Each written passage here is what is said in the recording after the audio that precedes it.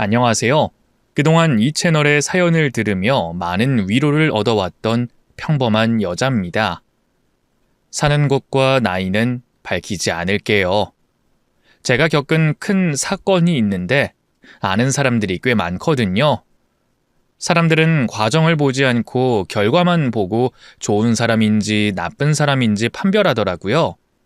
제 소문이 좀 나쁘게 나서 하소연하는 마음으로 아주 자세하게 저의 사연을 들려드릴게요. 그럼 끝까지 들어주시고 제가 어떤 사람인지 판단해 주세요. 직장 생활을 하며 처음 남편을 만나게 됐습니다. 그이와 저는 직장인 영어 수업을 듣다가 인연이 닿았답니다. 저는 공부할 마음으로 학원에 다니고 있었기 때문에 같이 수업받는 남자들이 누가 있는지 관심을 가지지 않았어요. 그래서 남편이 어느 날 좋아한다고 고백했을 때 이름도 모르고 얼굴도 잘 기억이 나지 않아서 조금 당황했답니다. 한번 거절하면 그만하겠지 생각했는데 학원을 다니는 내내 제 옆을 따라다니며 좋아한다고 노래를 불러댔답니다. 그래서 저와 그이가 사귄다는 소문이 학원에서 돌았고 모두 그 소문을 믿고 있더라고요. 스펙을 키워 더 좋은 회사에 가려고 공부를 시작했는데 이런 일이 생겨버리니 학원 가고 싶은 마음이 바로 사라지더군요. 그래서 학원을 관두고 집에서 혼자 공부하며 회사에 다녔답니다. 이렇게 몸에서 멀어졌으니 마음도 멀어졌을 거라 생각하고 그 일을 잊고 있었는데 어느 날 길에서 누군가 저를 목 놓아 부르며 달려오고 있었어요. 바로 저를 좋아한다고 매일같이 고백하는 그이였죠. 제가 전화번호도 알려주지 않았고 사는 곳도 직장도 말해주지 않아 발만 동동 구르며 상사병에 빠져 있었다고 하더라고요. 그리고 이렇게 길에서 우연히 만나게 된 건 운명의 순간을 마주한 거라며 저에게 정식으로 사귀자고 고백했답니다. 처음에는 자꾸 따라다니고 귀찮게 해서 싫다는 느낌을 많이 받았는데 이상하게 그날은 남편이 후광이 보이도록 멋있어 보였답니다. 그래서 저도 모르게 사귀어보겠다고 대답해 버렸고 남편과 연애를 시작하게 됐어요. 조금 드라마틱한 인연인데다가 남편이 저를 끔찍하리만큼 사랑해줘서 삶의 질이 달라졌습니다. 제가 그동안 만나왔던 남자들을 떠올려 보니 남편에게 얼마나 고마웠는지 모릅니다. 이만한 사람을 다시 만나는 건 평생 중 한 번뿐일 거라는 걸 깨닫기도 했답니다. 그래서 남편이 주는 충만한 사랑을 받으며 행복한 연애를 3년 가까이 했어요. 그이는 언제나 내 편인데다 누구보다 저를 아끼고 사랑해줘서 결혼할 결심을 하게 됐죠. 그래서 프로포즈 해준 날 바로 오케이를 하고 결혼을 약속하게 됐답니다. 얼마 뒤 저희 친정에 남편을 소개했더니 부모님이 엄청 좋아라 하셨어요. 부족한 거 하나 없는 데다 저를 끔찍하게 사랑해주는 게 눈에 다 표시가 난다며 인사하러 간 날 바로 사위로 받아주셨답니다. 그리고 남편의 본가는 조금 먼 시골이어서 2주 뒤에 찾아가게 됐어요. 당일치기가 힘들기 때문에 이틀의 시간을 내었죠. 남편의 가족은 시어머니가 유일하더라고요. 시아버지는 돌아가신 지 5년 정도 됐고 다른 형제가 없어서 어머님 혼자서 지내고 계셨답니다. 처음 시댁에 발을 들였을 때 많이 외롭게 지내셨겠구나 하는 짠한 마음이 들어서 괜히 오바를 해서 딸처럼 대해드렸어요. 어머님, 피부도 고우시고 너무 예쁘세요. 결혼은 저희가 아니라 어머님이 하셔야겠는데요? 이 마을에서 어머님 따라다니는 남자들이 줄을 서죠. 아이고 망측한 소리 마라. 이 나이에 무슨 남자를 만나겠니? 그리고 쭈구렁 할망구가 뭐 볼 게 있다고 남자들이 줄을 서겠냐? 그래도 예쁘다는 소리를 들으니 기분은 좋구나. 어머님 진짜 고우시고 예쁘세요. 요즘은 100세 시대라고 하잖아요. 아직 칠순도 되지 않으셨는데 새로운 남자 만나셔서 황혼재혼하는 것도 좋을 것 같은데요. 제가 살짝 오바를 하긴 했지만 시어머니는 까르르 소리를 내시며 좋아하셨습니다. 그래서 화기애애한 분위기 속에서 인사를 잘 드리고 결혼 승낙도 쉽게 받았답니다. 그래서 결혼 준비를 천천히 시작했고 상견례도 얼마 후에 치르게 됐어요. 양가 부모님이 막힘없는 대화를 잘 나누셔서 아무런 문제가 없었죠. 그리고 이런 말 하긴 뭐하지만 시댁이 멀어서 다행이라는 생각을 했답니다. 결혼한 친구들이나 선배들의 이야기를 들어보면 다들 시어머니의 간섭과 갈굼 때문에 힘들다고 하는 사람들이 한둘이 아니었거든요. 그에 반해 저는 시어머니가 좋은 분이기도 하고 시댁이 아주 멀리 있는 시골이어서 다른 친구들처럼 시짜지를 당할 일은 없겠구나 확신하며 편한 결혼 생활을 상상했답니다. 몇 달 뒤 결혼식을 올리고 신혼여행을 다녀와 남편과 결혼 생활을 시작하게 됐는데 역시나 기대했던 만큼 아주 행복하고 달콤했습니다. 그이는 연애 때 이상으로 저를 사랑해주는 애처가가 됐답니다.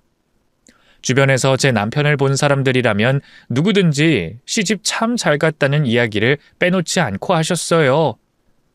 동반자를 잘 만난 게 얼마나 큰 복인지 평생 깨달을 거라며 그 일을 추켜 세우는 사람들이 참 많았죠. 그래서 남편을 정말 잘 만났구나 하는 생각을 매일 하면서 그이에게 좋은 아내가 되려고 많은 노력을 했답니다. 저희 부부가 맞벌이를 해서 매일 맛있는 밥상을 차려주는 건 힘들었지만 주말에는 꼭 남편을 위한 맛있는 밥상을 한 번씩은 꼭 차려줬죠. 그렇게 한 달의 신혼을 보내고 나자 예상치 못한 연락을 받게 됐습니다. 멀리 계신 시어머니의 전화였는데 말투가 제가 알던 말투가 아닌 좀 성난 사람처럼 들렸답니다. 나다.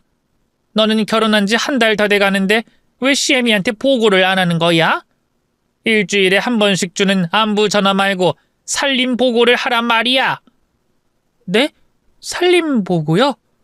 어머님 무슨 말씀하시는 거예요? 이해가 되게끔 설명을 해주세요. 아이고 얘가 친정에서 곱게 커서 아직 몰라도 한참 모르는구나. 예, 내가 니들 신혼집까지 가서 검사할 수 없으니 매일 나한테 살림 보고해라. 사진 찍어서 어떻게 지내는지 낱낱이 보고하라고.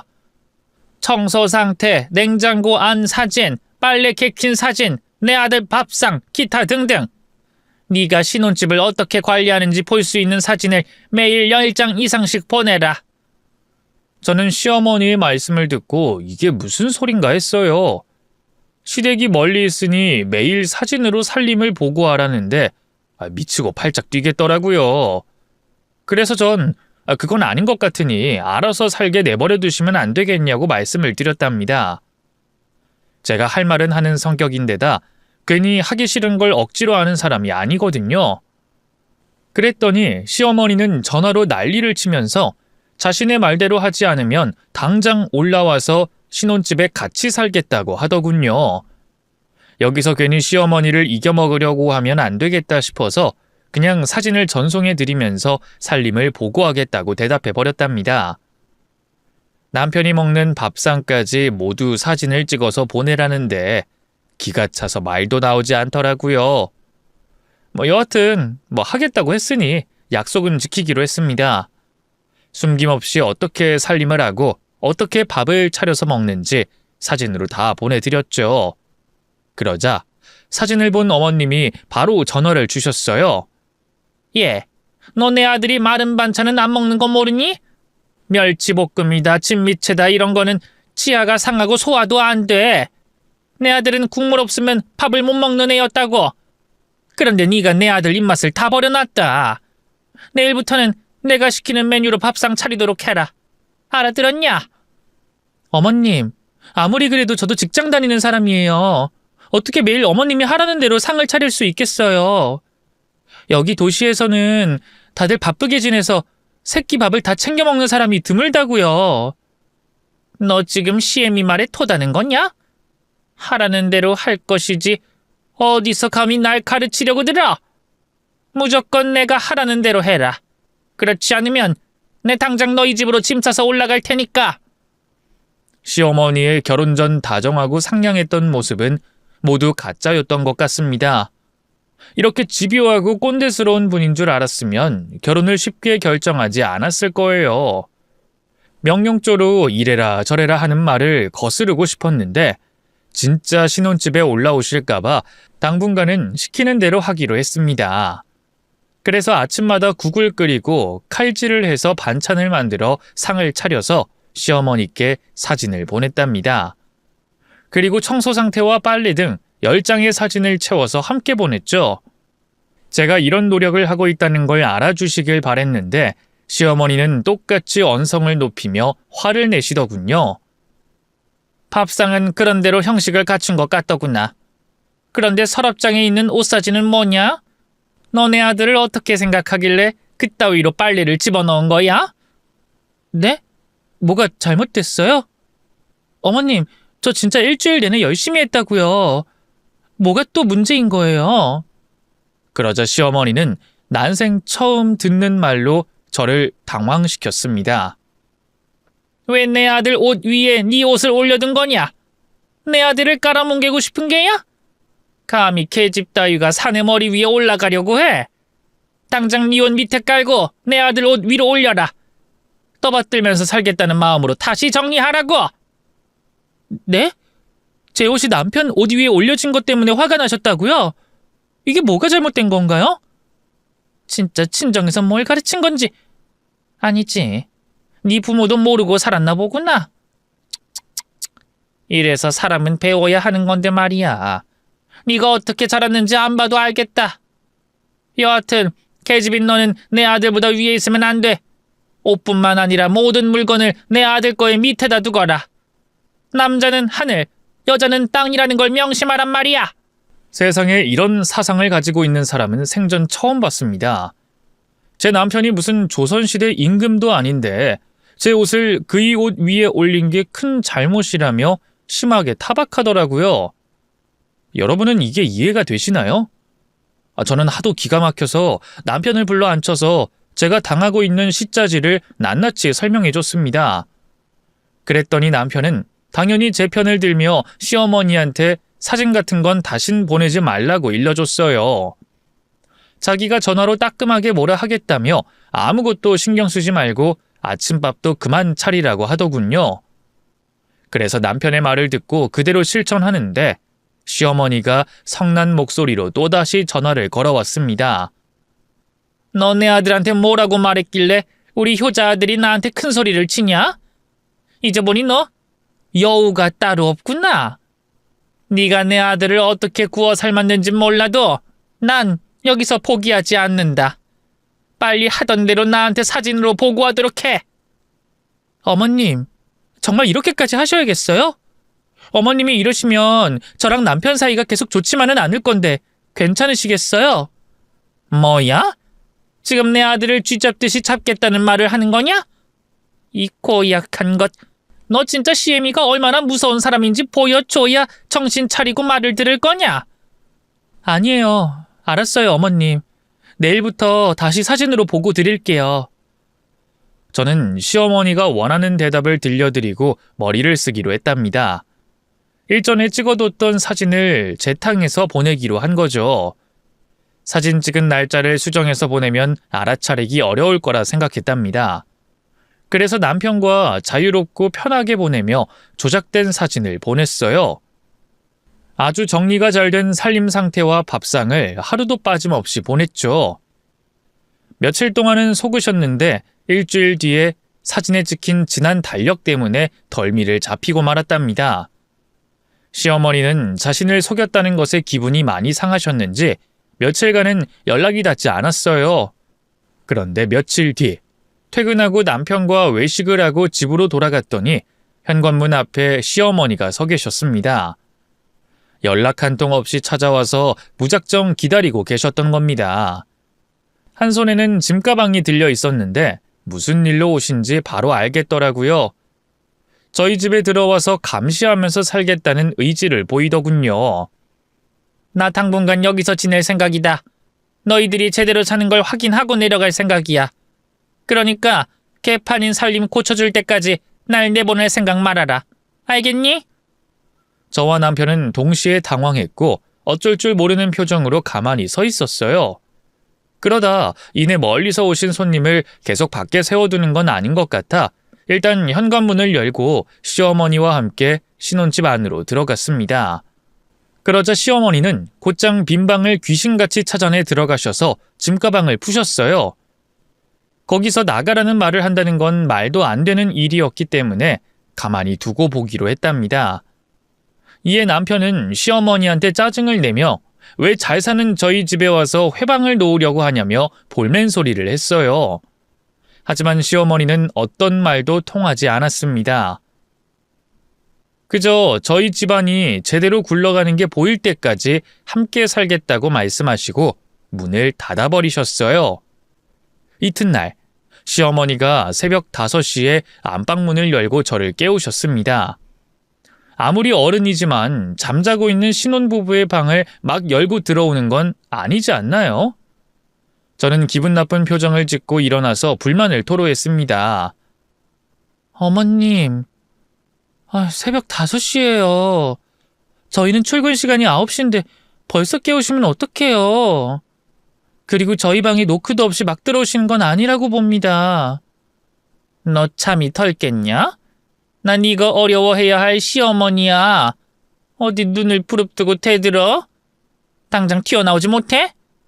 지금부터 밥하고 청소하고 빨래까지 다 해야 할 거 아니야. 내가 이 집에 놀러 온 줄 아니? 널 개조시킬 생각이니까 빨리 나와. 저는 부하같이 밀었지만 일단 상황을 넘기려면 어머님 말을 들어야 할 것 같아서 일단 세수부터 하고 주방으로 나갔습니다.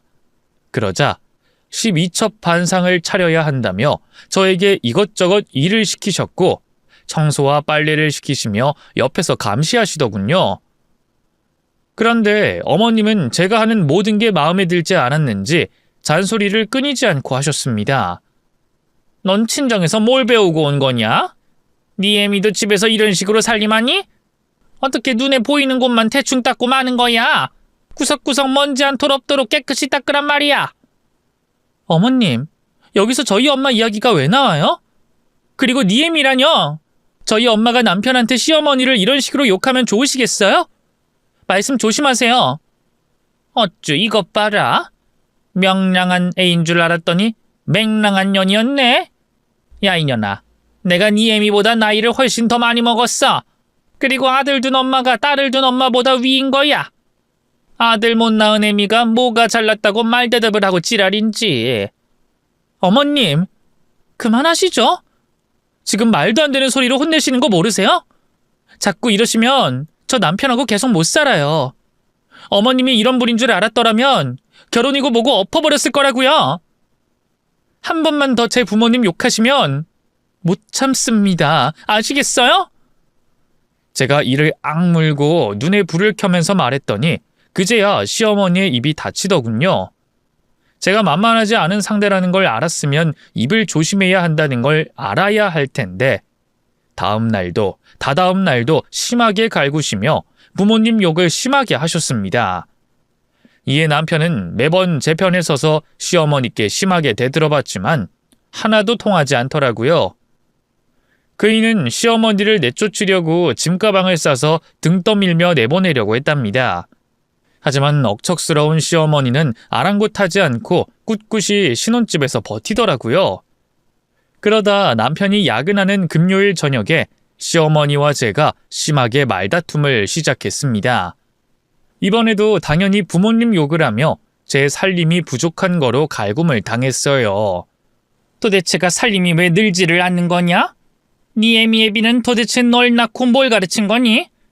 네 년을 낳고 미역국 먹은 게 아깝겠다. 이 덜 떨어진 년아. 지금 뭐라고 그랬어요? 저 더는 못 참아요. 당장 이 집에서 나가세요. 이 년이 감히 시애미를 내쫓으려고 들어? 이런 싸가지도 네 부모한테 물려받은 게냐? 진짜 한심하기 짝이 없네. 그리고 여긴 내 아들 집이야. 내가 왜 나가야 하는 건데? 저는 이성을 잃은 채 시어머니의 짐가방을 가지고 나와 집어 던졌습니다. 그리곤 나가라고 소리를 고래고래 질렀답니다. 그랬더니 시어머니는 제 머리채를 잡고 바닥에 넘어뜨리더니 따귀를 날리더라고요. 제 인생에서 가장 끔찍한 순간이었습니다. 싸대기를 맞아본 게 그날이 처음이었죠. 똑같이 시어머니의 따귀를 날리고 싶은 마음은 굴뚝 같았지만 어른을 때리는 건 아닌 것 같아 손을 들진 않았네요. 전 연속으로 따귀를 심하게 맞고 나서 결심을 했습니다. 남편과 이혼을 해야겠다고 말이죠. 어차피 아직 혼인신고도 하지 않았으니 더 참아가며 사느니 여기서 끝내는 게 낫겠다 싶었어요. 그래서 시어머니를 뒤로 밀고 안방으로 들어가 제 짐을 챙겼습니다. 비키세요. 저 어머님 며느리 안 할 겁니다. 남편하고 이혼할 테니까 지금 이 순간부터 저한테 함부로 대하지 마세요. 아시겠어요? 아이고, 네가 그렇게 나오면 내가 겁이라도 먹을 줄 알았니? 그래, 나가라. 나도 너 같은 며느리 말고 조신하고 시애미 말 잘 듣는 애를 다시 며느리로 들이는 게 낫겠다. 저는 대꾸할 필요가 없다고 느껴 콧방귀를 끼며 제 짐을 캐리어에 담아서 신혼집에서 나와버렸습니다. 갈 곳은 친정밖에 없었으니 연락도 하지 않고 부모님을 찾아갔어요. 저의 부어오른 양뺨을 보신 엄마 아빠는 생각할 필요도 없이 무조건 이혼하라고 일렀습니다. 그런데 그날 밤 모든 사실을 알게 된 남편이 친정집에 찾아왔는데 엄마가 현관문을 열어주시지 않아 문 밖에서 오열하며 잘못했다고 빌었습니다. 솔직히 남편 하나만 보면 이혼할 생각은 전혀 없었는데 무식하고 괴팍한 시어머니를 계속 보며 사는 건 지옥 같은 일이었으니 안타깝지만 남편과 헤어지겠다고 마음먹었네요. 그이는 집으로 찾아와도 제가 만나주지 않자 제가 일하는 회사로 찾아와 돌아와 달라고 사정하더군요. 하지만 저는 마음을 굳혔기 때문에 더 이상 저를 찾아오지 말라고 경고했습니다. 다시 찾아오면 스토커든 뭐든 신고해서 가만두지 않겠다고 말했죠. 그리고 진단서를 끊어놨으니 시어머니한테 각오하고 있으라고 전해주라고 했습니다. 그이는 매일 저를 찾아와도 돌아가지 않을 걸 알았는지 제 눈앞에 보이지 않기 시작했어요. 그러던 어느 주말에 시어머니가 친정 현관문을 두드리며 오열하는 목소리로 저를 불렀습니다. 새아가, 새아가, 제발 문 좀 열어줘라. 내가 잘못했다. 내 아들 좀 살려줘. 제발 부탁이야. 사돈 어른, 안 사돈, 문 좀 열어주세요. 큰일 났습니다. 얼른 문 좀 열어주세요. 이 소리가 들리자 남편에게 무슨 일이 생긴 거라 직감하고 현관문을 열어서 사정을 들어보기로 했습니다. 이윽고 시어머니 입에서 나온 말은 가히 충격적이었습니다. 제가 남편과 이혼을 통보하자 그이가 극단적 선택을 시도했다고 하더군요.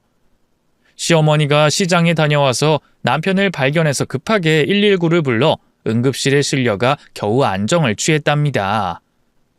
일이 이렇게 된 건 순전히 시어머니 잘못이었으니 납작 엎드려서 저에게 돌아와 달라고 사정하더군요. 새아가, 내가 미안하다. 정말 잘못했어. 내 아들을 살릴 수만 있다면 뭐든지 다 하마. 앞으로는 절대 너에게 막말하지 않으마. 너희 부모님 욕하지도 않을게. 아예 아무런 관심을 두지 않을 테니 제발 내 아들에게 돌아가렴. 이 노인네가 이렇게 사정하마. 자초지종을 모두 듣게 된 저는 남편에게 빨리 달려가고 싶었지만 시어머니에게 쌓인 앙금을 풀고 싶었습니다. 그래서 저는 시어머니가 그랬던 것처럼 똑같이 막말을 해줬어요. 어이 아줌마, 그렇게 아들 살리고 싶어요? 그럼 무릎 꿇고 제대로 빌어봐. 양손을 발이 되도록 빌어보란 말이야. 그래, 알았다, 새아가. 자, 이렇게 빌게.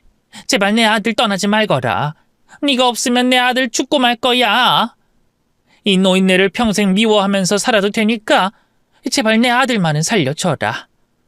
그러자 친정 부모님이 나와 시어머니를 일으켰고 저에게 이혼을 하더라도 먼저 병원부터 찾아가라고 하셨습니다. 그래서 저는 시어머니와 둘이 남편이 있는 병원으로 찾아갔답니다. 다행히 그이는 생명에 지장이 없다 했고 이틀 뒤에 퇴원할 수 있다고 하더라고요. 잠들어 있는 남편을 내려다보자 세상에 이런 남자를 또 만날 수 있구나 하는 생각이 들며 가슴이 찢어질 듯 아팠습니다. 그래서 저는 이혼할 마음을 걷어버리고 그이와 다시 결혼 생활을 하기로 결론을 내렸답니다. 그이가 퇴원하기 전까지 회사도 가지 않고 옆에만 붙어 있었고 집으로 돌아가는 날도 제가 부축해서 왔답니다. 시어머니는 그동안 신혼집에서 남편에게 줄 영양식을 준비해 놓고 있었어요. 새아가, 아들, 왔구나. 이 고약한 노인 때문에 미안하구나. 그 염치 없지만 날 용서해 다오. 나는 며칠만 더 머물다가 내려가마. 아들이 회복하는 걸 보면 바로 시골로 내려가겠다. 네, 어머님, 그렇게 하세요. 그리고 저한테 한 약속 꼭 지켜주세요. 아셨죠? 아이, 당연하지. 내 아들이 또 이런 사단을 낼 일을 다시 만들 생각은 추호도 없다. 새아가, 다시 한번 말하지만 진심으로 미안하구나. 나 반성 많이 했어. 새아가, 내 아들 구해줘서 고맙다. 내가 다시 한번 너에게 약속하마. 널 사랑하고 아끼면서 지낼게. 다시는 험한 말 하지 않고 손찌검도 절대 하지 않으마. 네, 믿을게요. 꼭 약속 지켜주세요. 그래서 전 시어머니를 용서하게 됐고 다시 신혼집에서 지내게 됐습니다. 저는 직장 때문에 출퇴근을 했고 남편은 며칠 더 쉬기로 했어요. 아직 몸 상태가 낫지 않아서 시어머니가 옆에서 돌봐주기로 했죠. 그렇게 사흘이 지나자 남편의 몸은 호전됐고 일상을 보냈는데 문제가 없게 됐습니다. 그래서 남편과 저는 전처럼 맞벌이를 하며 신혼을 보내고 있었는데 시어머니가 아직 시골에 내려가지 않고 신혼집에서 버티고 있었습니다. 자신이 먼저 알아서 내려가겠다고 했으니 괜히 나가라는 말을 먼저 하지 못하고 언제쯤 내려가나 눈치만 보고 있었습니다. 거의 한 달이 지나가도록 계속 저희와 지내셨죠. 그래서 저는 이건 아니다 싶어서 시어머니와 둘이 있을 때 조심스럽게 말씀을 건네드렸어요. 어머님, 이제 그만 시골집에 가보셔야 하는 거 아니에요? 여기서 그만 고생하시고 내려가세요. 이제 남편이 건강 되찾았으니 제가 잘 보살피도록 할게요. 그러자 시어머니는 다시 전과 같은 마녀 같은 얼굴을 하셨습니다. 야, 네가 나가라고 하면 내가 나가야 하니? 내 아들을 더 오래 보면 덧나기라도 하는 게야? 내가 너한테 빌었다고 만만하게 보이는 거로구나. 그때는 내 아들 살리려고 어쩔 수 없이 그런 거야. 아, 그래서 지금 다시 저한테 시짜지를 하시겠다 이건가요? 제가 남편을 다시 받아준 건 어머님의 약속이 있었기 때문인데 그걸 지키지 못하시겠다면 저도 별 수 없습니다. 시짜지라는 어머님하고는 같이 못 지내니 저와 남편이 계속 같이 살길 바라시면 그만 떠나세요. 뭐? 시짜지? 살림이 엉터리인 너를 제대로 가르치려고 한 게 시짜질이냐? 내가 웬만하면 그냥 내려가려고 했는데 네가 제멋대로 하고 사는 걸 보니 마음이 놓이지 않는구나. 앞으로 몇 주 더 지내면서 가르쳐 줄 테니 배운다는 생각으로 날 모셔라. 어머님, 꼭 그러셔야겠어요? 저랑 계속 부딪히면 화나시고 그러실 텐데. 나도 사리 분별은 한다. 너한테 시짜질 안 하고 살림만 전수하고 내려갈게. 이 정도는 너도 양보할 수 있잖아. 그치? 제가 더 말해봐야 무슨 소용이 있겠나 싶어서 그냥 수긍하고 말았습니다. 남편이 극단적인 시도까지 했으니 저에게 함부로 대하지 않을 거라 생각하고 말이죠. 다행히 어머님은 새벽에 절 깨우지도 않았고 아침 준비를 직접 해주셨습니다. 또 제가 살림하는 걸 보고 크게 뭐라 하시지 않았어요. 그래서 몇 주만 버티면 시어머니가 내려가겠거니 하고 마음을 비우고 지내고 있었는데 어느 날 남편이 제주도로 2박 3일간의 주말 출장이 잡혔어요. 이에 시어머니와 제가 사흘 동안 단둘이서 보내야 했답니다. 휴일이라 회사에 가지 않았으니 집에서 하루 종일 붙어 있어야 했어요. 핑계를 대고 외출을 하려고 했는데 시어머니가 같이 집안일을 하자고 선수치는 바람에 도망가지 못했죠.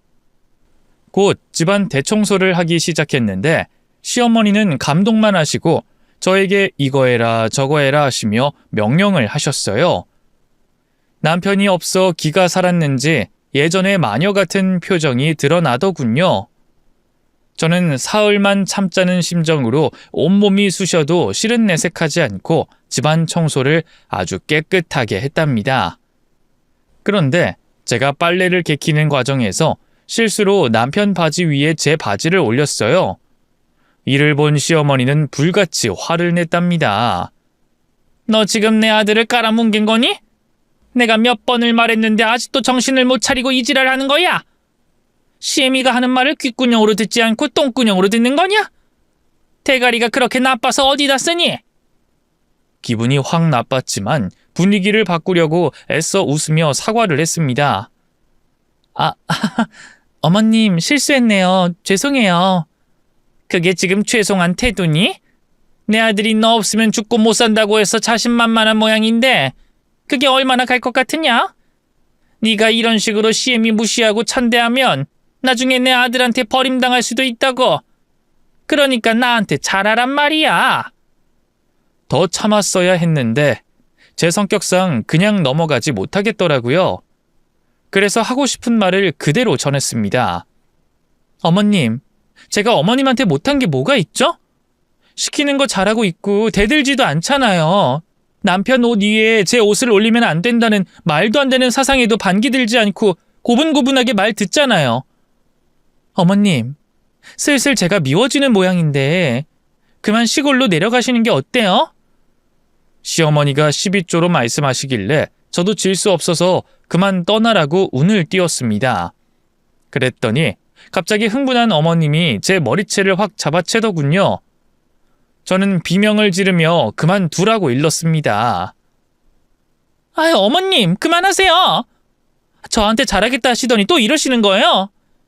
이 망할려나, 니년이 먼저 내 속을 건드렸잖아. 이 씹어먹어도 시원찮을 우라질려나. 도대체 가정교육을 어떻게 배웠길래 말하는 게 그 모양이야. 니 애미애비가 그렇게 가르쳤니? 아니지. 잡것들이 나왔으니 잡것이 태어난 게지.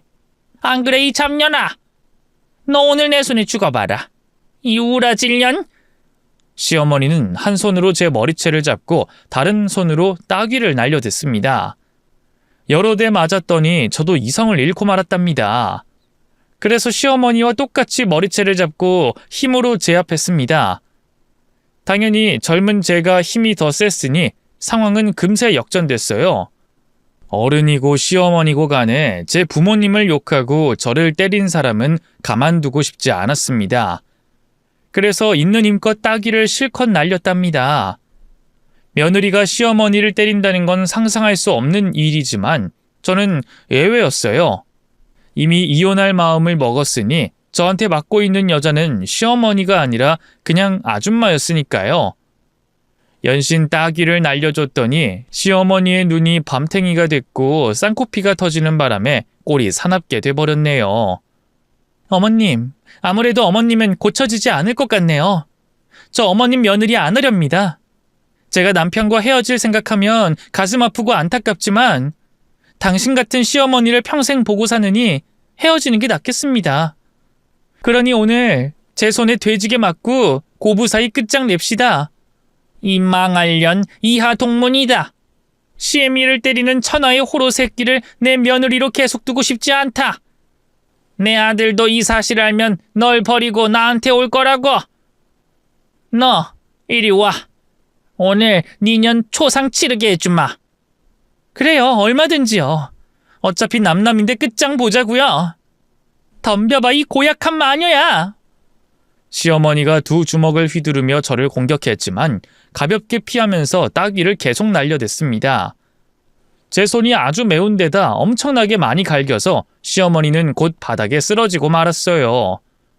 그리곤 저를 올려다보며 이렇게 말했습니다.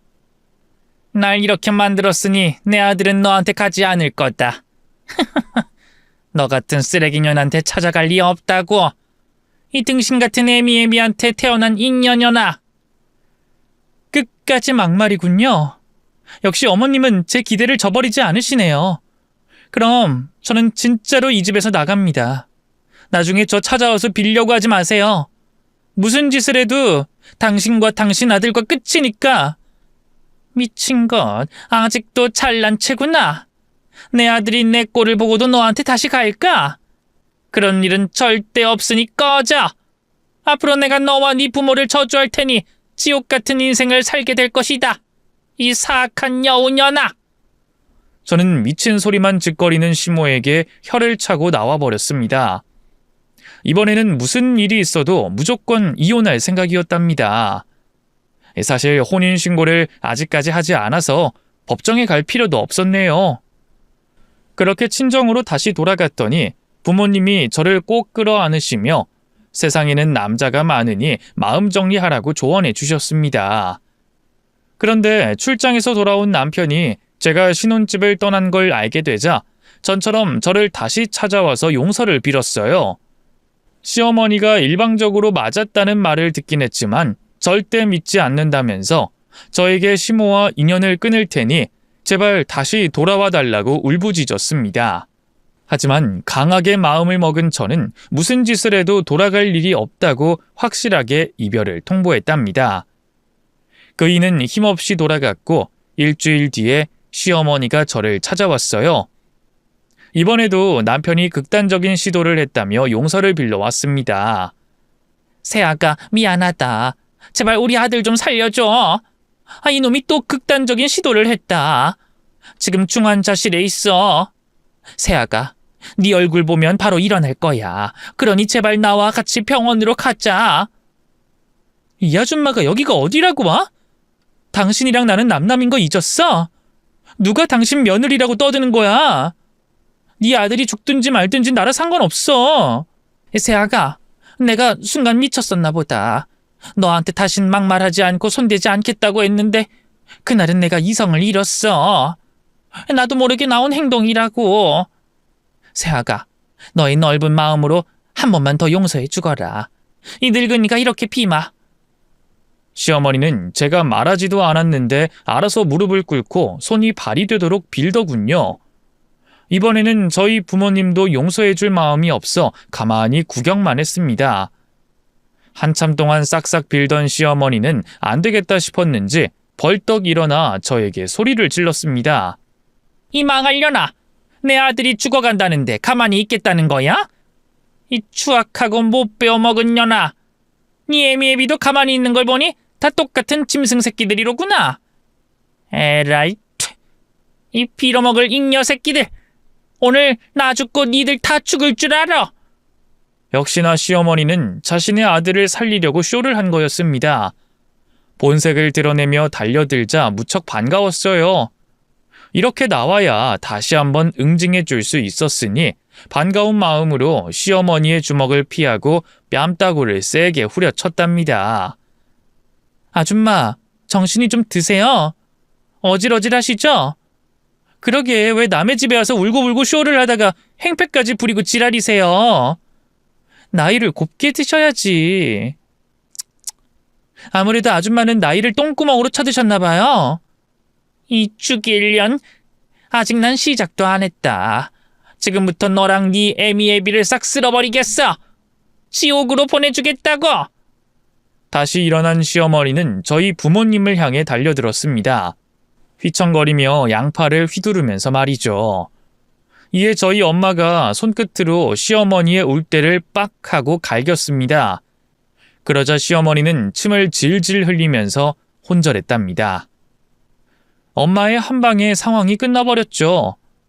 그래서 시어머니의 머리채를 잡고 현관문을 열고 밖으로 밀어버렸습니다.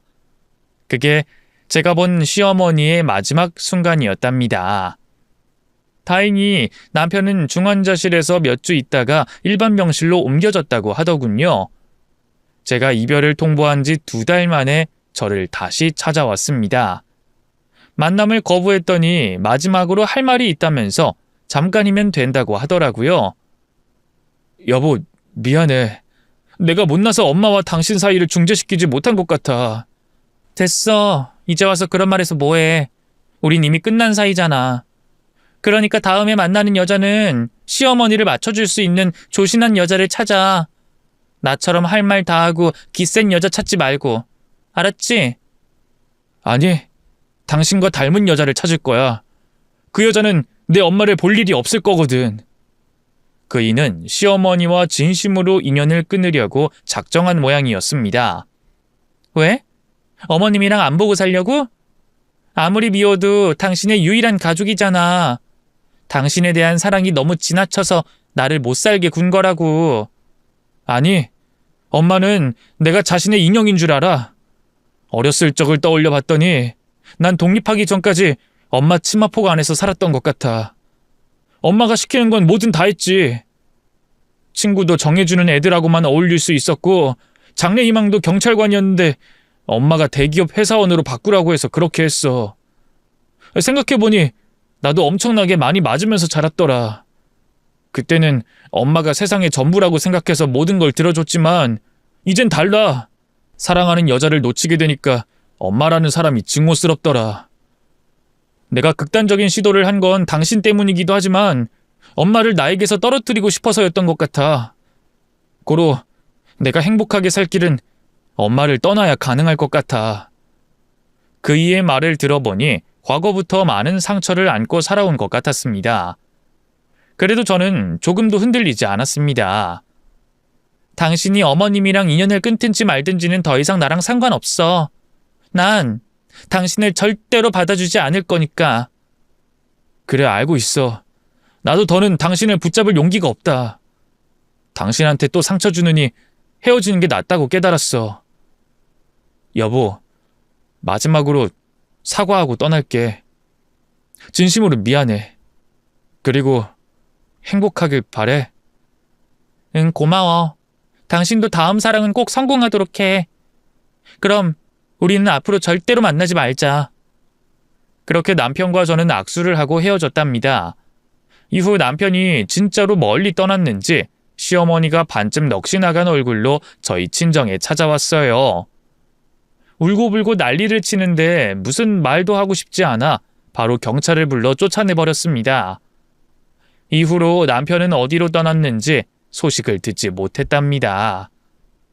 약 1년의 시간이 흐르자 저에게 새로운 사랑이 찾아왔어요. 같은 회사 동료였는데 제가 이혼한 소식을 듣자마자 바로 대쉬를 하더라고요.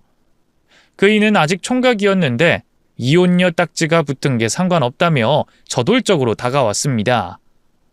전 남편이 그랬던 것처럼 저를 엄청나게 위해주고 사랑해주는 아주 감사한 사람이었어요.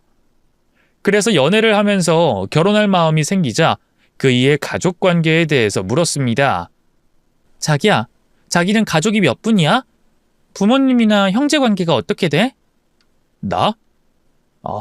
내가 가족 이야기를 한 번도 하지 않았구나. 난 혼자야. 외아들로 태어났고 부모님은 내가 대학교 졸업할 때쯤 사고로 한날 한시에 돌아가셨어. 정말? 미안해, 자기야. 내가 괜한 걸 물었나 봐. 미안해서 어떡해? 아니야. 벌써 10수년이 지난 일이라서 괜찮아. 그이가 진심으로 안 됐고 안쓰러웠지만 시어머니가 안 계시다는 사실에 안도할 수 있었습니다. 갈등을 겪을 시어머니가 없으니 이 남자를 절대로 놓치면 안 되겠다고 결심했답니다. 그래서 그이가 프로포즈를 했을 때 아주 기쁜 마음으로 받아줬고 저희는 바로 부부의 연을 맺었습니다. 남편은 가족이 없어 외롭다며 신혼집을 친정과 가까운 곳으로 마련했어요. 자기가 못다 했던 효도를 저희 부모님께 하고 싶다 해서 그렇게 했죠. 그래서 행복한 결혼 생활을 하며 전 남편에 대한 기억은 완전히 사라졌답니다. 이제는 슬아의 딸도 하나 낳아서 아주 행복한 가정을 꾸리고 살고 있죠. 그런데 지난달 끔찍한 소식을 듣게 됐습니다. 경찰관이 누군가 죽었다는 연락을 저에게 한 것입니다. 이에 저는 사망자가 제 전남편인 줄 알고 심장이 덜컥 주저앉았습니다. 전화 너머에 있는 경찰관에게 조심스럽게 물었어요. 제 전남편이 죽었나요? 아유, 아닙니다. 그 김미숙 씨 시모였던 박진상 씨가 돌아가셨어요. 그 시골 마을에서 혼자 은둔 생활 하시다가 고독사로 돌아가신 모양이에요. 저희가 김미숙 씨께 연락을 드린 이유는 박진상 씨 아드님과 연락이 되지 않아서 전화를 드렸습니다. 그제야 저는 안도의 한숨을 쉴 수 있었습니다. 저 때문에 전 남편이 세상을 떠났으면 어쩌나 했는데 시어머니가 전 남편이 떠나고 외롭게 은둔 생활을 하다가 고독사로 숨졌다고 합니다. 경찰관은 전 남편이 어디에 사는지 물었는데 저는 아는 게 하나도 없어 도움을 주지 못했어요. 그래서 시어머니의 장례식은 상조회사에서 약식으로 하고 화장을 한다고 하더라고요. 저는 장례식에 조문 갈 마음이 없어 어떻게 하든 알아서 하라고 대답하고 전화를 끊어버렸답니다. 그렇게 아들이 귀하다면서 저를 괴롭히던 시어머니의 말로는 고독사가 됐네요. 게다가 죽어서도 아들에게 외면을 받게 됐으니 제대로 벌을 받은 거죠. 인과응보, 사필귀정이라는 말이 이럴 때 어울리는 말인지는 모르겠으나 시어머니는 자기가 뿌린 대로 거둔 셈인 것 같아요. 이렇게 제가 겪은 시어머니의 사연은 처절한 벌을 받으며 막을 내리게 됐네요. 여러분들 중 시어머니 때문에 몸고생, 마음고생 하시는 분들 많이 계시겠죠? 아마 저보다 더한 취급을 받으며 힘들어하고 있을 며느님들이 여럿 계실 것 같습니다. 그분들께 제 사연으로 작은 위로가 됐으면 하는 바람입니다. 그럼 제 사연의 글은 이만 줄이도록 할게요. 끝까지 시청해 주셔서 감사합니다.